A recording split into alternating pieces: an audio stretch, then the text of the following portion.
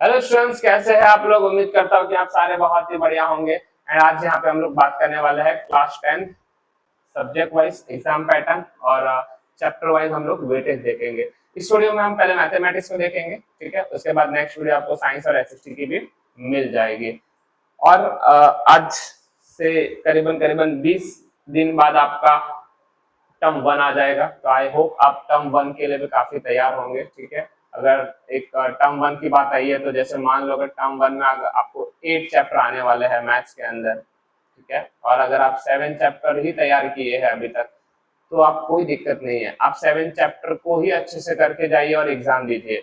बच्चा एक चीज याद रखो, ये टर्म 1 जो है ना, ये आपका कोई फाइनल बोर्ड एग्जाम नहीं है, ये आपका टेस्टिंग है कि आप अभी तक बोर्ड के लिए कितना प्रिपेयर है ना। ये टेस्टिंग पार्ट है, ठीक है। जैसे प्री बोर्ड होता है तो वहां आपको फुल सिलेबस करके जाना होता है, तो वो टेस्टिंग पार्ट है कि आप फुल सिलेबस के साथ बोर्ड के लिए कितने तैयार हो, ठीक है। तो टर्म 1 में अगर आपको 8 चैप्टर आ रहे हैं और अगर आप 7 चैप्टर के लिए ही प्रिपेयर्ड हो अच्छे से तो कोई बात नहीं, वो एक चैप्टर आप फिलहाल के लिए रहने दीजिए। टर्म 1 के बाद उसको अच्छे से तैयारी कीजिए ताकि प्री बोर्ड्स में आप उसको और अच्छे से अटेम्प्ट कर सकें, ठीक है। एग्जाम पैटर्न की बात करें तो बेसिक और स्टैंडर्ड दोनों मैथ्स होता है, ठीक है। 80 मार्क्स का पेपर आता है बेटा। सेक्शन ए जो है उसमें क्वेश्चन 1 से 20 रहते हैं, उसमें 18 एमसीक्यूज रहते हैं, 2 असेसन एंड रीजनिंग रहते हैं, ठीक है। हर एक का वेटेज 1 1 मार्क का होता है। सेक्शन बी जो है वो 21 से 25 होते हैं, वेरी शॉर्ट आंसर होते हैं, 2 मार्क्स का एक क्वेश्चन होता है। ऐसे आपको 5 क्वेश्चंस होते हैं और उसका वेटेज 10 मार्क्स का होता है। नेक्स्ट अगर हम बात करें तो सेक्शन सी जो है, ठीक है, 26 से लेकर 30 1 तक क्वेश्चन आंसर जो है शॉर्ट आंसर्स होते हैं। 6 क्वेश्चन आपको होते हैं, 3 मार्क का एक होता है, 18 मार्क का वेटेज यहाँ पे बनता है। सेक्शन डी की बात करें तो 32 से 35 लॉन्ग आंसर्स, 5 मार्क्स का एक रहेगा, 4 होते हैं, तो आपको 20 मार्क्स का वेटेज यहाँ पे बनता है। सबसे इंपॉर्टेंट केस बेस्ड क्वेश्चन, इसको आप बहुत ही ज्यादा प्रैक्टिस करना, ठीक है। 4 मार्क का होता है, 12 मार्क्स आपके यहाँ पे टोटल होते हैं, 3 आपको अटेम्प्ट करने होते हैं। वैसे ओवरऑल कोई चॉइस नहीं है, बट इंटरनली चॉइस आपको दो दो क्वेश्चन में हर एक में मिल जाएगा, सेक्शन बी में, सेक्शन सी में, सेक्शन डी में और ई के अंदर, ठीक है। चलो बात करते हैं मैथ सब्जेक्ट की। तो मैथ सब्जेक्ट की अगर वेटेज की बात करें तो ये ओवरऑल वेटेज है। बेसिक और स्टैंडर्ड में इस वेटेज से एक आध 2 मार्क का आगे पीछे फर्क हो सकता है, बाकी ओवरऑल यही होता है, ठीक है।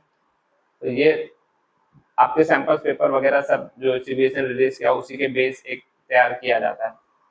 सबसे पहला यूनिट जो है वो नंबर सिस्टम है। एक लौता चैप्टर है नंबर, रियल नंबर, 6 मार्क का वेटेज है, ठीक है। तो आपको इसको बड़ा अच्छे से ध्यान देना क्योंकि यहाँ पे आपके 6 मार्क्स कवर होने वाले हैं। अगर यूनिट 2 की बात करें तो उसके अंदर polynomial, pair of linear equation, into variable, quadratic equation and AP, इतने सारे चैप्टर्स है और इस पूरे यूनिट का वेटेज जो है वो 20 मार्क्स का है। तो सबसे हाईएस्ट वेटेज इसी यूनिट का है, ठीक है, 20 मार्क का है। उससे पॉलिनोमियल्स 4 मार्क्स का है, pair of linear equation 6 marks, quadratic 6 marks और एपी 6 मार्क्स। तो इस अकॉर्डिंग आपको चैप्टर प्रिपेयर करने हैं। कोऑर्डिनेट ज्योमेट्री थर्ड यूनिट की बात करें तो कोऑर्डिनेट ज्योमेट्री अकेला यूनिट है, 6 मार्क का अगेन। तो यहाँ पे रियल नंबर आपको अकेला अकेले यूनिट जो है वो 12 मार्क्स का आपको करीबन करीबन वेटेज मिल जाता है, ठीक है। ज्योमेट्री की बात करें तो ट्रायंगल और सर्कल 2 चैप्टर्स इंक्लूडेड है, ठीक है। दोनों का वेटेज भी अच्छा है। ट्रायंगल 8 चैप्टर जिसके अंदर थियरम्स भी है, सर्कल 7 मार्क्स जिसके अंदर भी थियरम आपको करने रहेंगे, 15 मार्क का वेटेज है, सेकंड हाईएस्ट वेटेज है इस यूनिट का। ट्रिग्नोमेट्रिक, इंट्रोडक्शन ऑफ ट्रिग्नोमेट्रिक और एप्लीकेशन ट्रिगो है, दोनों मिला के 12 मार्क का वेटेज है, ठीक है। तो आपको application of trigo 4 marks total weightage है जिसके अंदर आपको हाइट और बेस वाले क्वेश्चन पूछे जाते हैं।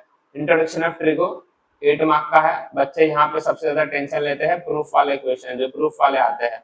तो आप प्रूफ वाले जितना ज्यादा प्रैक्टिस करोगे उतना ही आपको ज्यादा आइडिया मिलेगा, क्योंकि प्रूफ वाले क्वेश्चन के अंदर कोई ट्रिक नहीं होती है कि इसी तरीके से करो, वो डिपेंड करता है क्वेश्चन के ऊपर, क्वेश्चन किस तरीके से पूछा गया है, ठीक है। तो प्रूफ वाले क्वेश्चन आप सिर्फ एनसीईआरटी बेस्ड मत रहना, ठीक है।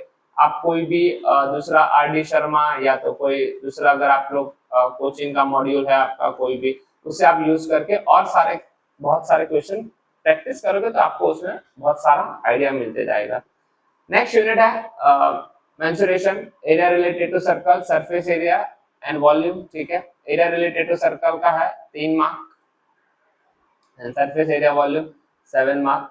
यहाँ पे बच्चे थोड़े से डरते हैं क्योंकि इसके अंदर फॉर्मूलाज वगैरह बहुत याद रखने होते हैं, तो आपको मेनली फॉर्मूला याद रखना चाहिए, ठीक है। स्टैटिस्टिक्स एंड प्रोबेबिलिटी, बच्चे यहाँ पे ज्यादा स्कोर करने की उम्मीद रखते हैं, ठीक है। तो स्टैटिस्टिक्स 7 मार्क का है, प्रोबेबिलिटी 4 मार्क्स का है, तो इस चीज को आप ध्यान देना, तो 11 मार्क का है। तो करीबन करीबन मुझे लगता है जो बच्चे एकदम सोचते हैं कि नहीं यार मैथ से बहुत डर लगता है, तो देखो यहाँ पे आप 11 मार्क्स आपको है, यूनिट 1 में 6 मार्क है, कोऑर्डिनेट में है तो ये 12 मार्क, तो करीबन करीबन यहाँ पे आपको 23 मार्क्स का ज्यादा प्रैक्टिस करना चाहिए। थोड़े चैप्टर्स इजी भी है as compare to others, but आप जितना ज्यादा प्रैक्टिस करोगे उतना ही ज्यादा आपको फायदा मिलेगा, है ना, ठीक है। तो इस चीज को आप दिमाग में रखिए। दूसरी चीज, आप एमसीक्यूज वगैरह ज्यादा प्रैक्टिस कीजिएगा, ठीक है, क्योंकि एमसीक्यूज आपको टेक्स्ट बुक के अंदर तो नहीं होते हैं, तो आप कोई भी रेफरेंस बुक यूज कर सकते हैं। ऐसा कोई पर्टिकुलर कोई सजेशन नहीं है कि यही रेफरेंस बुक यूज करो। बहुत सारे पब्लिकेशन है, एड्यूकार्ट है, ओसवाल है, आर डी शर्मा है, एग्जाम आइडियाज है, जो आपको बुकलेट अच्छी लगती है वहां से आप प्रैक्टिस कर सकते हो, ठीक है। तो इस वीडियो में हमने मैथ्स का चैप्टर वाइज और यूनिट वाइज वेटेज देखा है बेटा, अकॉर्डिंग दैट आपको प्रैक्टिस करना चाहिए। आई होप अब आपको थोड़ा सा समझ में आया होगा कि किस चैप्टर को आपको कितना वेटेज देना है, बट यस इन लास्ट यही कहूंगा, आपको सारे चैप्टर्स अच्छे से करके ही जाने हैं। आपको दिवाली के बाद आपकी सेल्फ स्टडी का टाइम भी बढ़ा देना चाहिए। अभी टर्म 1 आ रहा है तो आपको सेल्फ स्टडी का टाइम बढ़ा देना चाहिए। और मैथ्स एक ऐसी चीज है कि जहां पे जितना ज्यादा प्रैक्टिस किया जाएगा ना, जितना ज्यादा प्रैक्टिस किया जाएगा उतना ही आपको डाउट्स आएंगे, उतने ही आपको डाउट्स आएंगे और उतने ही आपके डाउट्स क्लियर होंगे, इतना याद रखो, ठीक है। डाउट्स आपके क्लियर होंगे, तो ये मैथ्स का हमेशा रहा है। बच्चे जो बच्चे मैथ्स में डरते हैं उन्हें लास्ट में वापस यही कहूंगा कि आप हो सके उतना नंबर ऑफ क्वेश्चन प्रैक्टिस करो। जितने नंबर ऑफ क्वेश्चन आप प्रैक्टिस करते जाओगे ना, उतना ही आपको आइडिया मिलता जाएगा और आपका कंसेप्ट उतना ही क्लियर हो जाएगा। एक बार आपकी एनसीईआरटी हो जाती है, उसके बाद आप एनसीईआरटी के जो एग्जाम्पल्स होते हैं वो बुक करो, वो बुक में से करो। उसके बाद एक एनसीईआरटी एग्जाम्पलर करके सीबीएसई की बुक आती है, वो आपको एनसीईआरटी के वेबसाइट पे मिल जाएगा, तो आप वो सॉल्व कर सकते हो। अगर आपको उसके अलावा बहुत सारे, जैसे मैंने आपको बताया, बहुत सारी पब्लिकेशन बुक लॉन्च करती है, उसमें से भी आप अलग अलग क्वेश्चन सॉल्व कर सकते हो। तो आई होप ये वीडियो आपके लिए बड़ा बेनिफिट होगा और टर्म 1 में आप जितना भी करके जाओगे उसका बेस्ट परफॉर्म करो, क्योंकि वहां पे आपको, मैंने कहा वैसे स्टार्टिंग में, आपको अपने बोर्ड के लिए कितने प्रिपेयर हो उस चीज को टेस्ट करना है, ठीक है। तो thank you so much everyone, take care.